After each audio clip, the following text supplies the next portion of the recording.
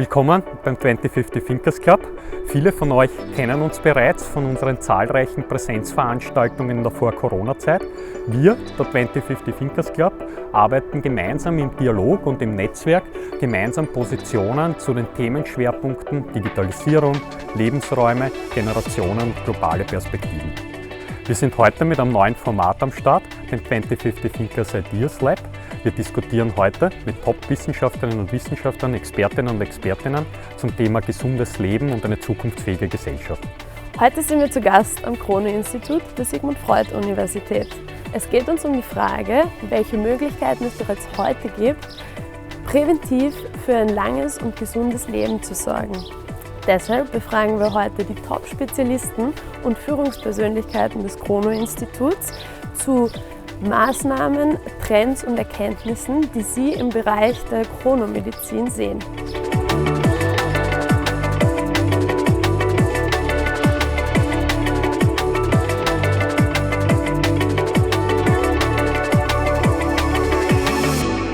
Als erstes wollen wir heute dem Leiter des Krone-Instituts, Dr. Peter Hauschild, einige Fragen stellen. Grüß Gott, lieber Dr. Hauschild, vielen Dank, dass Sie sich die Zeit nehmen, uns einige unserer drängendsten Fragen zu beantworten. Die erste Frage wäre da gleich mal, was geschieht eigentlich bei Ihnen am Krone-Institut und mit welchen Themen genau beschäftigen Sie sich hier? Und was vor allem bedeutet Chronomedizin eigentlich? Vielen herzlichen Dank. Mich freut, dass Sie zu uns gekommen sind, ans Krone-Institut. Wir beschäftigen uns im Institut für Chronopsychologie und Chronomedizin mit nachhaltiger Gesundheitsentwicklung und der Lehre von Gesundheit, um Menschen möglichst lange ein gesundes Leben zu ermöglichen. Und dabei hat das Institut ein Motto: besser chronisch gesund als chronisch krank. Das leuchtet normalerweise jedem ein, ja?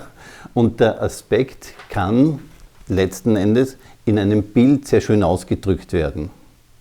Wenn man die Lebensspanne des gesamten Lebens einteilt in eine Gesundheitsspanne und eine Krankheitsspanne, so sollte die Krankheitsspanne möglichst nicht auftreten oder möglichst kurz sein.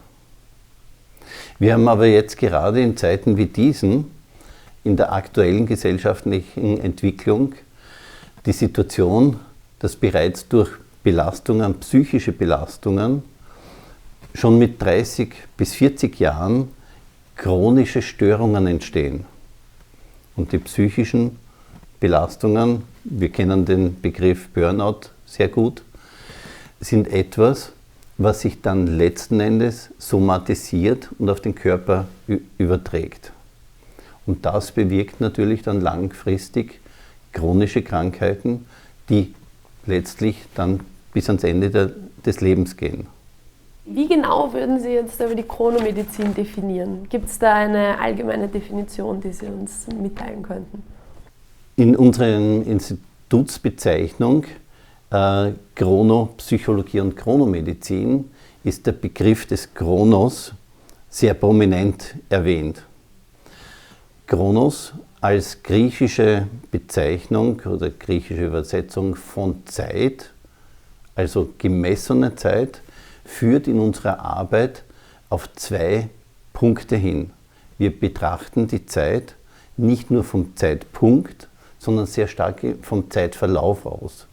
Und gehen davon aus, dass in Bezug auf Gesundheit und Krankheit Prozesse im menschlichen Körper durch einen bestimmten Zeitverlauf entwickelt werden. Und wir haben entsprechend Messverfahren entwickelt, die recht frühzeitig schon beginnend Abweichungen von diesem Gesundheitszustand anzeigen und sozusagen frühzeitig als Warnhinweis Störungen oder Erkrankungen aufzeigen können. Und damit wird es möglich, diese Abweichung vom idealen Gesundheitszustand in Richtung Erkrankung und Krankheit frühzeitig zu erkennen, zu analysieren, zu diagnostizieren und entsprechende Interventionen dafür zu setzen. Zur Chronopsychologie und Chronomedizin hat ein Kollege von mir, Henning Sator, ein sehr schönes Bild ausgedrückt. Wir entwickeln in unserer Methode der Lehre von der Gesundheit die Betrachtungsweise des Menschen vom Foto zum Film. Normalerweise in der Medizin ist es so, dass Aufnahmen wie Fotos gemacht werden, nämlich zeitpunktbezogen. Es werden Röntgenbilder gemacht, es werden Blutanalysen zu einem bestimmten Zeitpunkt gemacht oder MRTs. Wir versuchen jetzt, diese einzelnen Aufnahmen, diese Fotos zu einem Film zu entwickeln und ermöglichen dadurch, durch die Verlaufsdarstellungen der einzelnen Körperparameter recht frühzeitig schon auf einen Trend schließen zu können. Und dieser Trend sollte eben nicht von diesem idealen Gesundheitszustand abweichen. Und wenn bereits geringfügige Abweichungen bestehen, dann kann man rechtzeitig gegensteuern.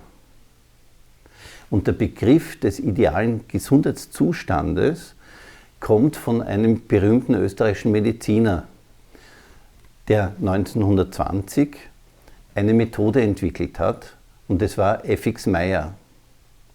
Wir selber vom Institut führen die Ausbildung der F.X. Meyer Medizin durch, und F.X. Meyer war einer der ersten, der im Rahmen der Medizin auf die Gesundheit, auf diesen idealen Gesundheitszustand geschaut hat.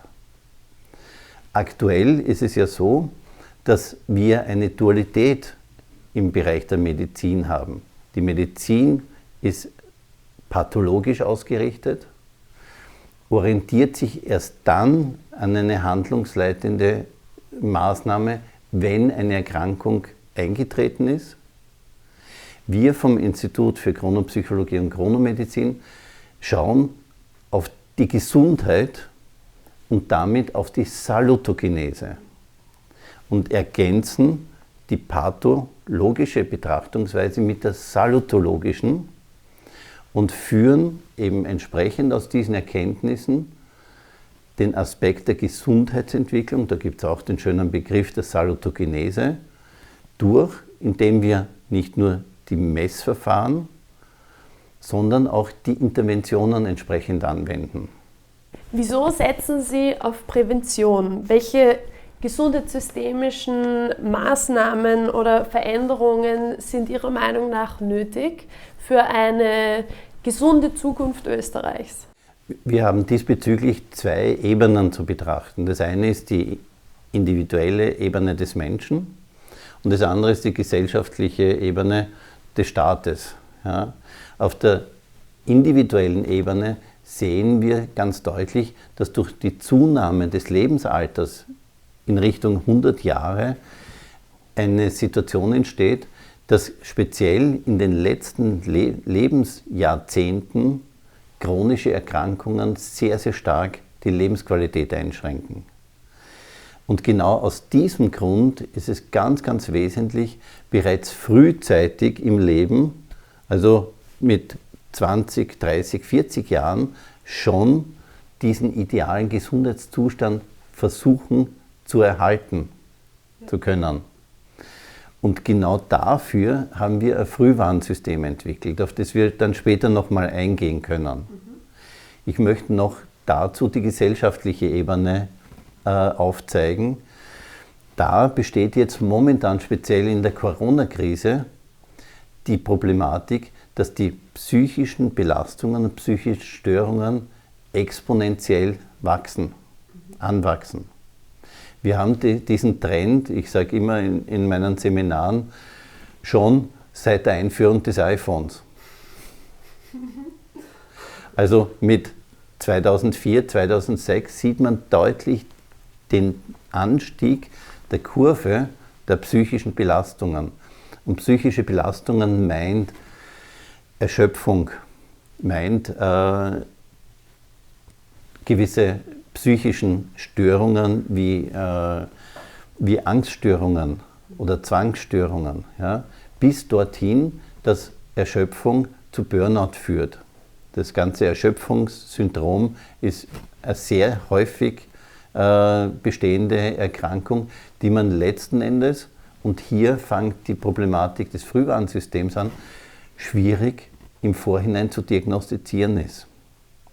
Und genau da haben wir ein spezielles Messverfahren entwickelt, das nennt sich die Regulationsanalyse des autonomen Nervensystems, mit dem man bereits 3 bis 5 Jahre im Vorhinein solche psychischen Belastungen aufzeigen kann.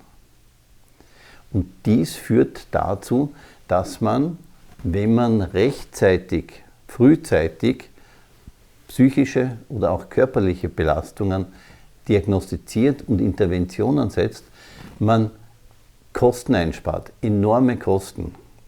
Wir haben eine Studie, wo letzten Endes in Zehnerpotenzen an Kosten eingespart werden können, je früher man letzten Endes diese Krankheit diagnostiziert. Und das führt auf die gesellschaftliche Ebene hin, dass wir sowieso exponentiell steigende Gesundheitskosten haben. Und um dem zu begegnen, und da rechne ich in den nächsten 3 bis 5 Jahren, muss man Präventionsprogramme einführen, die aber mit den entsprechenden Messverfahren und Interventionen gekoppelt werden müssen. Und damit reduziert man auf der gesellschaftlichen Ebene des Staates enorme Kosten. Welche Frühwarnsysteme und Technologien erachten Sie als besonders zukunftsträchtig, um frühzeitig suboptimale Gesundheitszustände bei uns selbst feststellen zu können? Wir haben als Frühwarnsystem etwas entwickelt, das wir Konto der Gesundheit nennen. Dieses System ist eine Handy-App, weil wir wollen mit dieser Handy-App den Menschen ihre Gesundheit wieder in die Hand zurückgeben. Und das Konto der Gesundheit baut auf einer Metapher auf. Man kann sich Gesundheit so etwa vorstellen wie ein Bankkonto. Das Bankkonto, ich kann mir vorstellen, das ist bei Ihnen auch so, ist nur dann mit einem Saldo, wenn man auch regelmäßig etwas einzahlt für das, was man abhebt. Oder haben Sie ein Bankkonto, wo man das nicht benötigt? Nein, leider nicht. Ja. Interessanterweise glauben wir das aber beim menschlichen Körper, dass wir ständig nur abheben, Belastungen, Aktivitäten auf uns nehmen und nicht darauf achten, was und wann wir einzahlen. Und wenn man diese Einzahlungen mit den Auszahlungen in Verbindung bringt, dann ist die Einzahlung aufs Konto der Gesundheit ein gesunder Schlaf. Im Schlaf regeneriert man und die ganzen Körperorgane werden wieder sauber in Ordnung gebracht. Wir haben in unserer Gesellschaft 30-40% von Schlafstörungen und wahrscheinlich ist der unentdeckte Anteil noch etwas höher. Und das bedeutet, dass generell diese Einschränkung der Schlaferholungsfähigkeit dazu führt, dass beim Menschen das Konto der Gesundheit immer mehr absinkt. Und wir können aufgrund der Regulationsanalyse des autonomen Nervensystems ganz genau dieses vermessen. Wie viel Aktivität untertags wird während des Wachzustandes investiert und wie viel kommt als Einzahlung während der Nacht wieder zurück. Und über den Parameter, den wir Heart Balance Score nennen, kann man jederzeit am Handy schauen, wo stehe ich? Nimmt der ab? Ist der konstant oder verbessert sich der sogar mit entsprechenden Maßnahmen? Und damit ist es ein einfach zu bedienendes Frühwarnsystem, welches aufzeigt, wo steht man, wie viel Raum habe ich an Belastungen auf mich zu nehmen und wann ist der Zeitpunkt, wann ich etwas dagegen tun muss. Wie kann man sich das vorstellen mit dieser Wave and Heart Balance-App, ist die einfach für den Endkunden schon verwendbar oder wie kommt man dazu, dieses Gerät einsetzen zu können? Und zwar in einfacher Weise, ich zeige Ihnen das, in einfacher Weise ist das ein hochauflösendes EKG-Gerät, welches über einen Brustgurt hier getragen wird und hochgenau der Herzschlag vermessen wird. Die Messdaten werden dann auf ein Handy oder ein Tablet übertragen und man sieht dann entsprechend die Auswertungen und man kann daraus alle verschiedenen Messdaten interpretieren. Wir haben auch eine automatisierte Befundung davon und wir sehen von dem aus ganz genau, wie dieses Verhältnis von Herzschlag und Erholungsfähigkeit, von Atemrhythmus und Schlaf entsprechend zueinander steht und können da sehr frühzeitig schon Trendberechnungen ausgestalten.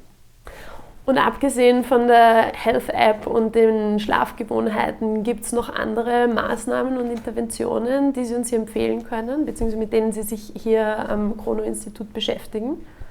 Wir sind gerade im Bereich der Professionals. Wir wenden dieses System bei Ärzten, Therapeuten, Psychotherapeuten an, aber auch bei Sporttrainern, die das mit ihren Sportlern im Rahmen der Trainingssteuerung einsetzen und so etwas im Sportbereich versuchen zu reduzieren, was man Overreaching oder Overtraining nennt. Letzten Endes auch eine Überlastungsstörung beim Sportler, genauso wie in der Bevölkerung im Sinne der arbeitenden Bevölkerung. Und im Health Excellence Center wenden wir auch verschiedenste Methoden an. Ich habe vorhin nur die Regulationsanalyse erwähnt. Wir haben da natürlich das gesamte Spektrum der Laboranalysen, die wir nutzen, von der Blutanalyse bis zur Mikrobiomanalyse. Meine Kollegin Berit Hippe ist für den Bereich Genetik und Epigenetik zuständig, wo wir auch genetische und epigenetische Analysen zur Früherkennung entsprechend nutzen.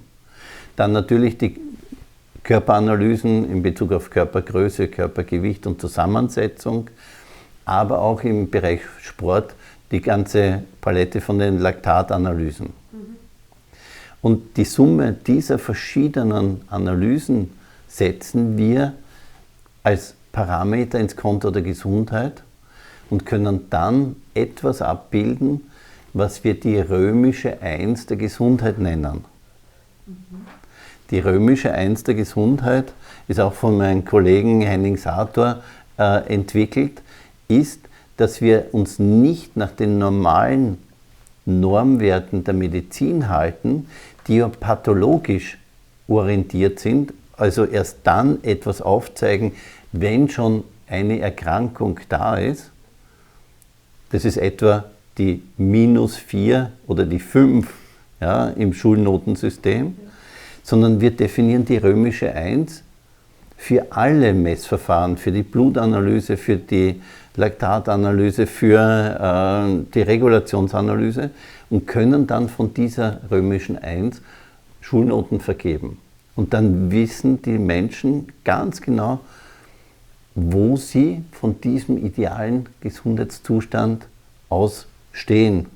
Und dann entsprechend, und ich nehme nur das jetzt in einfacher Weise in Bezug auf die Blutanalyse her, wenn es da um Vitamin D geht, was ein ganz wesentlicher Aspekt in der heutigen Zeit ist, dann kann man das natürlich sublimieren mit Nahrungsergänzungsmitteln, mit Vitaminen und so weiter, ganze Palette der orthomolekularen Medizin. Und damit ergibt sich eine große Palette, in der man diese Interventionen umsetzen kann. Und da bringe ich jetzt nochmal etwas mir sehr Wichtiges, weil wir vorher auch vom Schlaf gesprochen haben. Wir haben nicht nur jetzt die medizinische Betrachtung und die psychologische Betrachtung, sondern auch die Umweltbetrachtung im Institut sehr stark verankert. weil die ganzen umweltspezifischen Aspekte der Baubiologie, der Wohnung, in der wir wohnen, in dem Haus, in dem wir sind, haben einen maßgeblichen Einfluss auf meine Gesundheit. Und so ist zum Beispiel, weil ich den Schlaf vorhin erwähnt habe, das Schlafzimmer ein ganz neuralgischer Punkt, der Schlaferholung ermöglicht oder nicht. Das ganze Thema, die Menschen schlafen mit einem Handy am Nachtkastel. Elektrosmog, ganz wesentlicher Aspekt. Die Matratze, elektrische Leitungen sind alles Einflussfaktoren auf den menschlichen Körper und wir können mit dem Messverfahren der Regulationsanalyse sehr genau feststellen, wodurch entsteht Stress und wodurch kann man Stress vermeiden. Und das bezieht sich genauso auch auf die baubiologischen Themen. Und so versuchen wir, das gesamte Lebensumfeld des Menschen in Richtung Salutogenese, also Gesundheitsentwicklung, erfassbar zu machen und dann Vorschläge für die entsprechenden Interventionen. Und genau das kann man im Health Excellence Center entsprechend umsetzen. Und jetzt mal ganz praktisch gefragt, wie kann ich als Patient diesen Service von Ihnen in Anspruch nehmen? Was sind da die Schritte? Was muss ich dafür tun? Ja, wir gehen bei diesem Health Excellence Center Programm nicht davon aus, dass man alles auf einmal macht, sondern chronologisch im Zeitablauf. Und das beginnt man mit einem Erstgespräch mit einem Experten von uns. Das kann ein Psychologe, Psychotherapeut, Mediziner sein, aber auch, wenn es um Fragen im Bereich Sport geht, um Sporttrainer, um ein bestimmtes Ziel zu definieren. Und über das Ziel, das kann jetzt ein gesundheitliches Ziel sein, das kann ein sportliches Ziel sein, das kann aber auch ein Karriereziel sein, bauen wir die einzelnen Schritte im Zeitablauf so auf, als wir für den Menschen etwas aufbauen wie bei einer Formel-1-Strecke, nämlich die Leitplanken rechts und links. Und je breiter diese Schleuderzonen sind, desto mehr kann der Mensch Gas geben. Und unsere Messverfahren, das was ich vorhin mit der römischen 1 beschrieben habe, drücken diese Schleuderzonen aus. Und wenn wir über die verschiedenen Messverfahren im Zeitablauf, Blutanalyse, Regulationsanalyse, die epigenetische Analyse, die wir gleich hören werden, aneinanderreihen, dann kann man zum Beispiel über die Epigenetik ganz genau sagen, welcher Ernährungstyp ist der Mensch, welcher Sporttyp ist derjenige. Und über das steuert man wieder die Ernährung oder die entsprechende Sportart. Und damit gestalten wir, deswegen sagen wir auch Coaching dazu, diesen Lebensweg des Menschen möglichst optimal zu seinen Karrierezielen, zu seinen sportlichen Zielen, die er hat, oder ausschließlich nur den gesundheitlichen Zielen entsprechend. Und genau das führt unser Coach im Health Excellence Center durch. Und wie kann man sich das mit der Finanzierung vorstellen? Übernimmt hier die Krankenkasse einen gewissen Anteil oder braucht man hier eine private Gesundheits- oder Krankenversicherung oder ist es überhaupt aus der eigenen Tasche zu bezahlen? Es gibt natürlich Leistungen, die die Krankenkasse übernimmt, wie sehr viele Blutanalysen, Mikrobiomanalysen, darüber hinaus auch psychologische Themen, die abgearbeitet werden. Und was die Krankenkasse oder Versicherungen, Gesundheitsversicherungen nicht übernehmen, ist eine private Leistung. Grundsätzlich ist in unserem Gesundheitssystem der Präventionsgedanke eingedrungen, aber noch nicht wirklich effektiv umgesetzt. Was mir aber ganz wichtig ist, noch anzumerken, genauso wie wir in unserer Generation nicht wirklich mit einer großartigen Pension rechnen dürfen, so müssen wir uns auch für die nächsten Jahre und nächsten Jahrzehnte damit auseinandersetzen, dass diese Leistungen, die die Krankenkassen, deswegen heißen sie ja Krankenkassen, für die Gesundheit übernehmen, nicht wirklich weitgehend ausgebaut werden können, weil jetzt schon so eine große Belastung im Gesundheitssystem liegt. Das heißt, den Menschen in einfacher Weise die Gesundheit wieder in die Hand zu geben, macht meiner Meinung nach mehr Sinn, als großartig über Zuschüsse von Krankenkasse zu rechnen und diese Selbstverantwortung für die eigene Gesundheit wieder selbst auf sich zu nehmen. Und welche Veränderungen sehen Sie jetzt als notwendig, wirklich einerseits auf der persönlichen Ebene, also für mich als Individuum, und andererseits aber auch auf gesellschaftspolitischer Ebene, also was muss der Staat Österreich oder sollte der Staat Österreich hier an neuen Maßnahmen ergreifen? Von unserem Institut her haben wir letztes Jahr und das Jahr davor viele Initiativen gemacht, zum Beispiel mit der Pensionsversicherungsanstalt, die Anzahl der Frühpensionen zu reduzieren. Das sind Milliardenbeträge, die hier jährlich dazukommen. Wir sind nicht auf Interesse gestoßen. Warum das jetzt so gut funktioniert mit der Impfpflicht, steht auf einem anderen Blatt. Also meiner Meinung nach sind es nicht die organisatorischen Aspekte, die sowas nicht möglich machen, dass man jährlich einen bestimmten Zeitpunkt für Gesundheitsuntersuchung bekommt, so wie beim Pickerl. Ja? Beim Auto funktioniert das, beim menschlichen Körper nicht. Ist auch eine interessante Tatsache. Genau. Ja? Meiner Meinung nach müsste da das Grundinteresse von staatlicher Seite auf eine ganz andere Ebene gestellt werden. Und das wird noch einige Jahre benötigen. Als nächstes dürfen wir ein Interview mit der promovierten Ernährungswissenschaftlerin Dr. Berit Hippe führen, die unter anderem auch die Geschäftsführerin des Unternehmens Health BioCare ist. Hallo Berit, freut mich sehr, dich heute persönlich kennenzulernen. Mit deinem Unternehmen führst du ja präventive Tests durch, um das biologische Alter festzustellen, den generellen Gesundheitszustand und das mit Hilfe epigenetischer Faktoren und der Genetik allgemein. Könntest du uns ein bisschen erklären, wie das funktioniert und ja, was das für eine Aussagekraft hat über unsere Gesundheit? Also wir bieten Analysen an, wo wir schon sehr zeitig erkennen können, ob es in eine negative Richtung sich entwickelt. Und das machen wir über epigenetische Veränderungen. Sozusagen, wie oft wird die DNA abgelesen, wie oft werden Gene verwendet, die eine wichtige Rolle auch im Alterungsprozess spielen.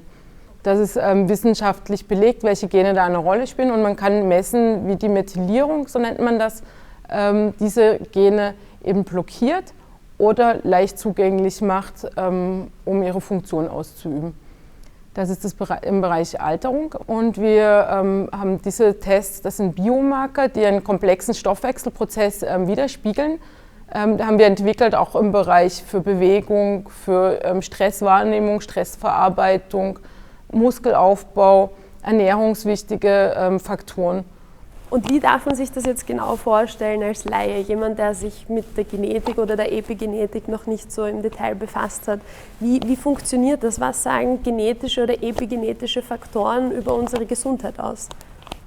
Also die Genetik ist im Grunde genommen der Bauplan für unsere Gesundheit. Da ist alles schon genau notiert, wie Sachen entstehen könnten. Und die Epigenetik, das ist die Umsetzung des Bauplans. Das sind im Grunde genommen die Faktoren, wie wird der Bauplan abgelesen, wie oft wird der Bauplan abgelesen und vor allen Dingen gibt es ja auch Gene, die zum Beispiel im Bereich Entzündung sind oder entzündungshemmend und je nachdem, wenn jetzt zum Beispiel entzündliche Gene oft abgelesen werden, ist das schlecht für den Körper. Wenn natürlich Gene abgelesen werden, die entzündungshemmend sind, ist das positiv für den Körper. Und so kann man sich das eben vorstellen. Ich habe neulich gelesen, Epigenetik ist nie aktivieren und deaktivieren, sondern ein Dimmer. Das fand ich ganz gut umschrieben, weil es ist ja nie aus oder an, sondern es ist halt weniger oder mehr. Und Die Darmbakterien, die machen so viele Produkte, die epigenetisch wirksam sind. Und es gibt halt der Körper ist ja nie jedes Organ einzeln, sondern das ist ja ein komplexes Zusammenspiel von allen Situationen. Was macht ihr eigentlich genau mit eurem Unternehmen? Wie ist das Ganze entstanden? Und genau, vielleicht könntest du uns ein paar Hintergründe geben, wie ihr zu dem Thema präventive Testungen gekommen seid. Also wir haben uns spezialisiert am Anfang auf das biologische Alter. Da gibt es einige alterungsrelevante Gene, wo man eben zum Teil möchte, dass sie sehr oft abgelesen werden oder auch manche sollen seltener abgelesen werden. Und diese Gene kann man eben auch auf verschiedene Lebensstilfaktoren zurückrechnen. Man sieht zum Beispiel, wenn eine Person es gibt eben das chronologische Alter, wie alt ist man wirklich vom Geburtsdatum, und es gibt das biologische Alter, wie alt sind meine Zellen, die natürlich reagieren auf die Umwelteinflüsse, auf Ernährung, auf Lebensstil, auf Bewegung. Und man kann das mit beeinflussen, dass die Zellen halt besonders jung sind und dementsprechend auch ein niedrigeres Risiko für altersbedingte Erkrankungen haben. Das ist etwas sehr Persönliches, wie die Zellen funktionieren und abgelesen werden. Und wenn man sozusagen die Achillesferse von jedem einzelnen Menschen findet, dann kennt man sich genau aus, wie man auch intervenieren muss. Man kann halt präventiv arbeiten, bevor eigentlich sich Probleme oder Symptome manifestieren. Und das ist der Vorteil, wenn man gezielt schaut, was auch immer die Fragestellung ist, eben Stressregulation, Bewegungsregulation, Ernährungsumstellung, kann man schauen, was braucht die einzelne Person und wie kann man optimal eben individuell unterstützen durch leichte, minimale Umstellungen zum Teil, die schon sehr viel bewegen können, weil dadurch die Genregulation verändert werden kann, was was Positives ist. Es gibt ja auch Menschen, die reagieren gar nicht so einfach zum Beispiel auf leichte Sachen. Vielleicht sagen wir, der eine zum Beispiel, wenn er Brokkoli isst, ist er sofort gesund und manche Leute können rauchen und sich nie bewegen und sind trotzdem gesund. Und diese Nuance zu finden, muss ich individuell noch mehr für mich tun oder passt eigentlich alles, wie es läuft? Kann ich mich verbessern? Das ist natürlich immer möglich. Das, was oft den Leuten nicht so bewusst ist, wie krass Ernährung eine so große Rolle spielt. Und eben über die Epigenetik kann man es jetzt auch molekular erklären, wo sind die Bindungsstellen, wo sind die Regulationsmechanismen. Es ist halt doch nie nur der Brokkoli, sondern es ist halt das Sulforaphan oder sowas. Könntest du uns vielleicht auch noch ein bisschen was darüber erzählen, wie es plötzlich möglich geworden ist, dass wir unseren Körper wirklich so bis ins kleinste Detail auslesen können? Was waren da für technologische Neuerungen notwendig hinsichtlich Digitalisierung, Genomsequenzierung, KI, Data Sharing? Könntest du uns da vielleicht ein bisschen Einblicke vermitteln? Ja, es ist natürlich eine Kombination aus allen Entwicklungen. Die Nachweismöglichkeiten sind mittlerweile schon so einfach geworden. Es sind sehr viele Patente auch ausgelaufen, die die Kosten so stark reduziert haben, dass viele Sachen jetzt auch möglich sind, in kleinen Laboren zu analysieren. Data Sharing ist ein wichtiger Punkt, dass die Daten frei verfügbar sind für alle Forschungsgruppen, auch für außerhalb der Industrie.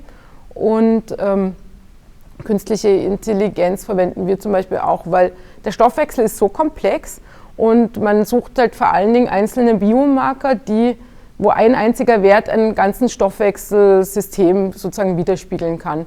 Ein Biomarker ist quasi eine vereinfachte Variante von etwas sehr Komplexen. Und dafür wurden halt alle diese Entwicklungen waren halt dafür notwendig, dass man das verwenden kann. Wir haben gehört, dass es ein eigens entwickeltes Corona-Prevent-Programm im Rahmen des Health Excellence Centers gibt. Könntest du uns da vielleicht ein bisschen mehr Insights geben, wie das funktioniert, was man sich darunter vorstellen kann und auch was hier erste Schritte sind? Also wie funktioniert das, was muss ich machen, wenn ich mich hier testen oder beraten lassen möchte?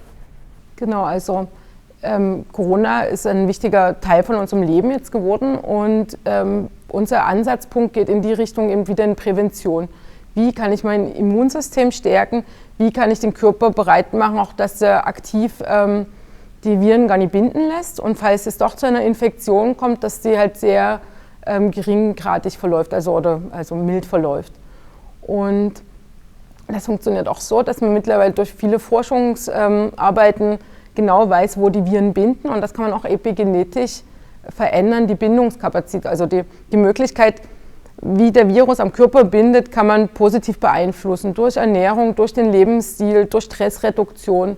Und im Health Excellence Center kombinieren wir alle diese Analysen, um die Menschen zu stärken, auch mental zu stärken jetzt in dieser Ausnahmesituation, um sozusagen widerstandsfähig zu sein. Im Rahmen vom Health Excellence Center nehmt ihr halt Kontakt auf zu uns, entweder direkt bei Health BioCare oder über die SFU. Und unsere Analysen funktionieren so, man kann alles von zu Hause aus machen, es ist ohne Kontakt. Wir schicken euch eine Box zu, da ist alles drin zum Kapillarblut entnehmen und wir analysieren alles aus wenigen Tropfen Kapillarblut. Das gibt man auf so eine Papierkarte, füllt einen Fragebogen aus und schickt das an uns zurück. Wir analysieren dann die epigenetischen Marker und die anderen Biomarker, machen eine Auswertung eben auch über Artificial Intelligence und über verschiedene Algorithmen, wird es zugeordnet in verschiedene Risikobereiche und dann kriegt ihr die Auswertung zurück per E-Mail und man kann sich ein Beratungsgespräch ausmachen mit den Interventionen. Wir geben ihm E-Mail mit den Ergebnissen auch direkte Empfehlungen, also ganz gezielt. Dein Stresslevel ist also der XY-Biomarker hat eine geringere Verarbeitung von der Stresswahrnehmung für dich. Das bedeutet höheres Risiko für Spätfolgen. Bitte isst verschiedene Sachen. Es gibt halt dann für jeden Biomarker verschiedene Nahrungsergänzungen, also Nahrungsmittel, die gezielt eben an diesem Stoffwechselprozess teilhaben. Es gibt auch Empfehlungen für Bewegung. Wir teilen auch wir können individuell aufteilen, ist man eher Kraftsporttyp oder Ausdauertyp, kann ich auch mit Sport Gewicht verlieren oder besser mit Alltagsbewegung. Und lauter so Sachen können wir schauen. Wir schauen auch, gibt es eher Probleme im Lebensstil, gibt es eher Probleme in der Ernährung und dass man das dann individuell adaptieren kann.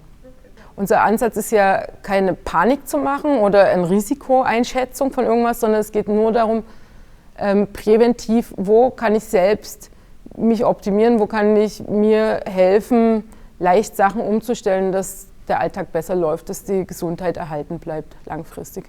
Was genau sind deine Tipps, wie wir präventiv für unsere Gesundheit sorgen können? Gibt es da ein, zwei spezifische Dinge, die du für besonders wichtig hältst? Was ja lange bekannt ist, was man schon von seinen Großeltern weiß, zum Beispiel das Salbei antiviral funktioniert.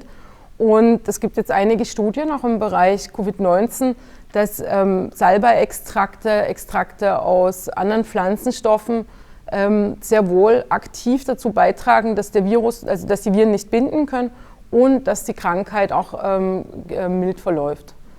Das haben wir zum Beispiel gemeinsam mit mehreren Wissenschaftlern auch ein Produkt entwickelt, was wir vertreiben. Und eine Studie läuft derzeit, wo die Leute diese Pflanzenextrakte verwenden und wir schauen eben, wie die Covid-19-Infektionen sozusagen verlaufen, verglichen zu einer Kontrollgruppe. So, jetzt möchten wir die Doktorandin Stefanie Lilja zu ihren aktuellsten Forschungserkenntnissen befragen. Hallo Stefanie. Freut mich sehr. Du erforscht ja, was in unserem Körper eigentlich beim Fasten passiert. Und da würde uns besonders interessieren, wie funktioniert das und warum wird Fasten als so potentes lebensverlängerndes Mittel angesehen? Also beim Fasten kommt es halt prinzipiell zu einer Veränderung des Stoffwechsels. Normalerweise gewinnen wir unsere Energie, wenn wir Nahrung zu uns führen, über unsere 3 Makronährstoffe und das sind Kohlenhydrate, Proteine und Fette. Und beim Fasten, also bei der Nahrungskarenz und vor allem beim längeren Fasten, gewinnen wir dann unsere Energie über unsere Reserven, die wir haben. Zunächst einmal wird der Glykogenspeicher angegriffen, das heißt der Speicher für die Glucose. Das ist die Leber zum Beispiel, ist ein großer Glykogenspeicher. Das kann 1 bis 2 Tage dauern, bis der dann entleert ist und danach werden zu einem geringen Teil Proteine angegriffen, sagen wir jetzt einmal so. aber zum Großteil werden unsere Fettreserven zur Energiegewinnung herangezogen. Und da entsteht zum Beispiel ein sehr wichtiger Metabolit, auch wird der in der Leber produziert, nämlich Beta-Hydroxybutyrat. Das ist ein Ketonkörper, der sehr viele antioxidative Wirkungen hat, und das ist eben der Metabolit, der dann herangezogen wird für glukoseabhängige Organe, wie zum Beispiel das Hirn. Und wenn bei einer Nahrungskarenz, was zum Beispiel jetzt längere Tage dauert, genau dieser Switch dann als alternative Energiequelle, das macht zum Beispiel bei einem längeren Fasten auch die Kopfschmerzen, weil das Hirn sich natürlich anpassen muss, dass jetzt nicht mehr die Glucose von der Nahrung da ist, sondern die alternative Energiequelle, das Hydroxybutyrat. Außerdem testest du ja auch, inwiefern man den Körper mit sekundären Pflanzenstoffen austricksen kann, sprich ihn glauben machen kann, dass man fastet, ohne dass es tatsächlich so ist, und wir aber trotzdem die positiven Mechanismen dadurch aktivieren können. Funktioniert das tatsächlich? Was sagen da deine neuesten Forschungsergebnisse zu diesem Thema?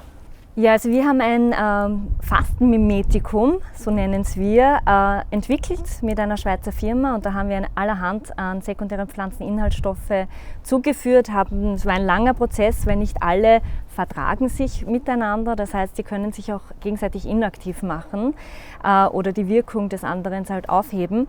Und sekundäre Pflanzeninhaltsstoffe sind sehr interessante Substanzen. Sie kommen in Pflanzen zu einem sehr, sehr geringen Teil vor, aber haben wirklich hervorragende Ergebnisse oder Wirkungen im menschlichen Körper. Und sekundäre Pflanzeninhaltsstoffe können zum Beispiel auch in der Zelle, in der oxidativen Phosphorylierung heißt das, wo eben Energie gewonnen wird, mit eingreifen und diese Fasten, dieses Energiedefizit simulieren. Und dadurch eben auch Mechanismen aktivieren, die eigentlich durchs Fasten aktiviert werden. Autophagie, Sirtuine. Welche Top 3 Maßnahmen würdest du uns jetzt empfehlen, die wir umsetzen können, um unser Leben möglichst lange und gesund leben zu können? Die Frage ist ein bisschen schwierig, weil es spielt so viel zusammen. Also der menschliche Körper und der Mensch ist einfach ein komplexes Wesen. Klar, das Fundament legt einfach eine gesunde Ernährung, gesunder Lifestyle und Bewegung. Das ist das Fundament für ein gesundes Leben. Aber auch die Psyche spielt eine Rolle. Wie geht es einem, das Wohlbefinden? Wenn ich jetzt sagen würde, jeder sollte fasten, dann stimmt das nicht, weil nicht jeder darf fasten, nicht jeder hat die Compliance dazu, nicht jeder möchte es. Es gehört natürlich auch was dazu, sich der Nahrung zu entziehen. Der kann zum Beispiel das Intervallfasten machen, wenn das gut für einen in den Alltag reinpasst. Aber sich auf 3 Maßnahmen zu beschränken, ich denke mir, wenn man am Fundament baut, ist das schon eine gute Methode. Weil man muss wissen, nicht jeder zählt zu den Indikatoren, die fasten dürfen. Wir haben gerade vorhin auch darüber gesprochen, es gibt Leute, wie zum Beispiel Schwangere, dürfen nicht fasten. Menschen, die an Essstörungen leiden, auch die sollten keine Nahrungskarenz machen, weil das kann einfach die Krankheit nochmal triggern. Und hinsichtlich des Fastens, hast du da eigene Erfahrungen gemacht? Gibt es da ein paar Tipps und Tricks oder Erkenntnisse, die du gesammelt hast, wie man das optimal in seinen Alltag einbauen kann?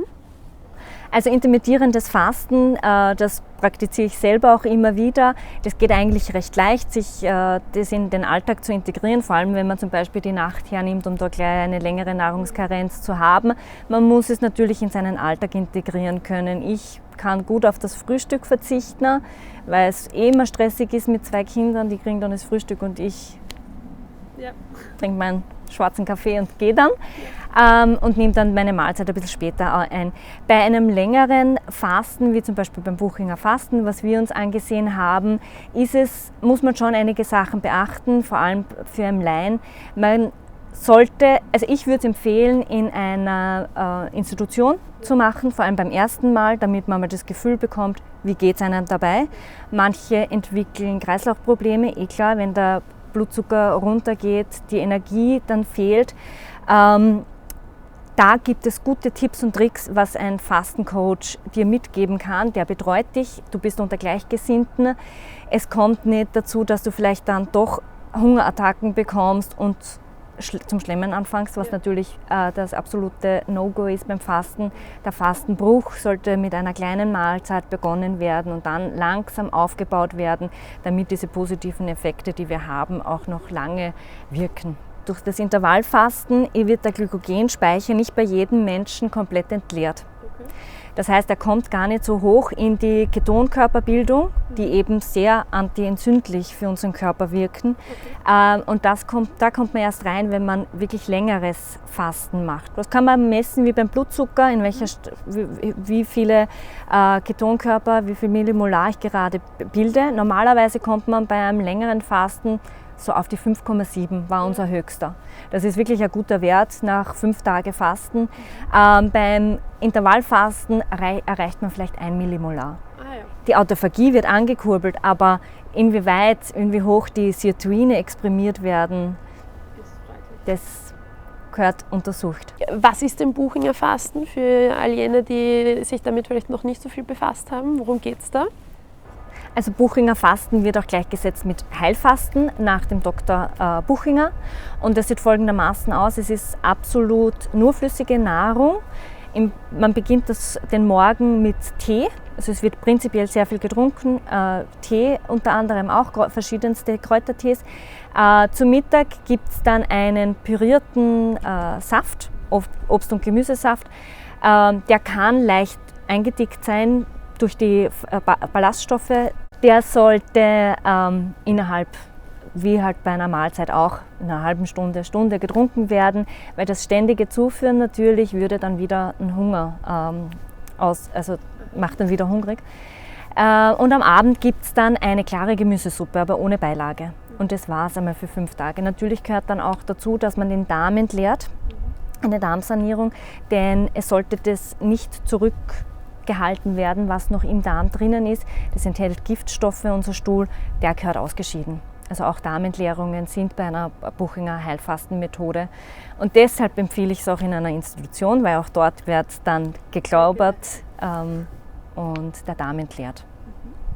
Und wie funktioniert das mit dem Intervallfasten? Gibt es da Unterschiede? Ist es egal sozusagen, wann ich dann etwas esse, ob ich morgens eine Mahlzeit weglasse oder am Abend? Und auch sozusagen zu welchen Zeiten ich dann Nahrung zu mir nehme, wie viel Nahrung ich zu mir nehme? Wie kann man sich das vorstellen? Beim Intervallfasten würde ich jetzt einmal empfehlen, wie es wirklich in den Alltag hineinpasst. Ja. Weil dann ist die Compliance und das Durchhalten gegeben. Was aber die meisten falsch machen, ist das große Schlemmern in dem Zeitfenster. Und das ist eigentlich nicht angedacht. Es ist auch keine kalorische Restriktion, also ein Reduzieren der Kalorien angedacht, was dann viele Menschen glauben. Das passiert wahrscheinlich automatisch, wie man sich dann ernährt, wenn man eine Mahlzeit auslässt, dass man weniger Kalorien zu sich führt. Aber der größte Fehler ist halt dann, in dem Zeitraum kann ich essen, was ich will.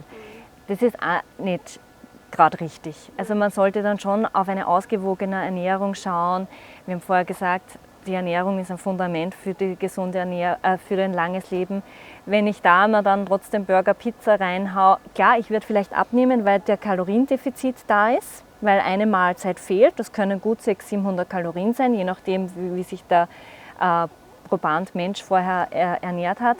Aber sinnhaftig ist dann natürlich schon eine nährstoffreiche, eine vitale Ernährung zu sich nehmen. Das waren heute sehr spannende und inspirierende Gespräche mit Top-Wissenschaftlern der Universität Wien, Sigmund Freud Universität und Health Biocare.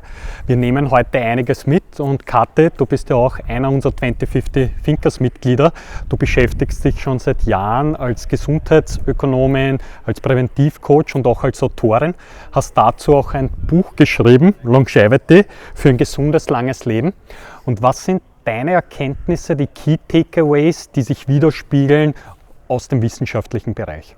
Lieber Damir, danke für die Intro zu meinem Buch.